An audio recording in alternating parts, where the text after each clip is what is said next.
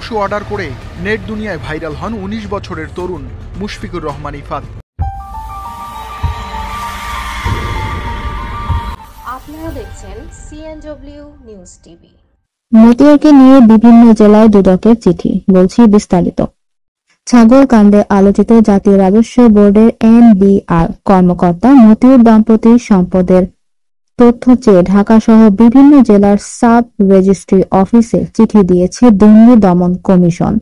রোববার এসব চিঠি দেওয়া হয়। এর আগে দুদকের আবেদনের প্রেক্ষিতে মতিউর রহমান, তার স্ত্রী, উপজেলা পরিষদের চেয়ারম্যান লায়লা কানিজ এবং ছেলে আহমেদ তৌফিকুর রহমান অর্ণবের বিদেশ যাত্রায় নিষেধাজ্ঞা দিয়েছে আদালত। গেল কোরবানির ঈদে ঢাকার সাদিক এগ্রো থেকে 15 লাখ টাকার একটি ছাগল কিনতে গিয়ে আলোচনার জন্ম দেন মতিউর রহমানের ছেলে মুশফিকুর রহমান ইফাত। তবে শুরুতে ইফাতকে ছেলে হিসেবে অস্বীকার করেন মতিউর রহমান।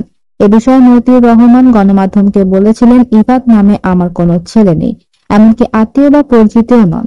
আমার একমাত্র ছেলের নাম তৌফিকুর রহমান। একটি গোষ্ঠী আমার বিরুদ্ধে অপপ্রচার করছে।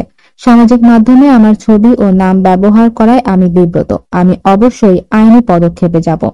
এসব ঘটনা আলোচনায় আসার পর মতিউর রহমানকে কাস্টমস, এক্সাইজ ও ভ্যাট অ্যাপেলেট ট্রাইব্যুনালের প্রেসিডেন্ট পদ থেকে প্রত্যাহার করে অর্থ মন্ত্রণালয়ের অভ্যন্তরীণ সম্পদ বিভাগে সংযুক্ত করা হয়েছে।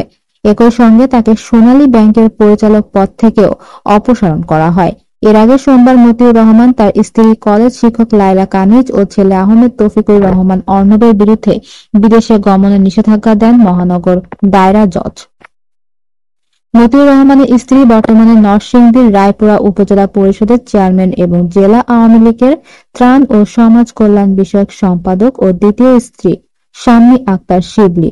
তিনি মালয়েশিয়ার কুয়ালালামপুর বসবাস করছেন।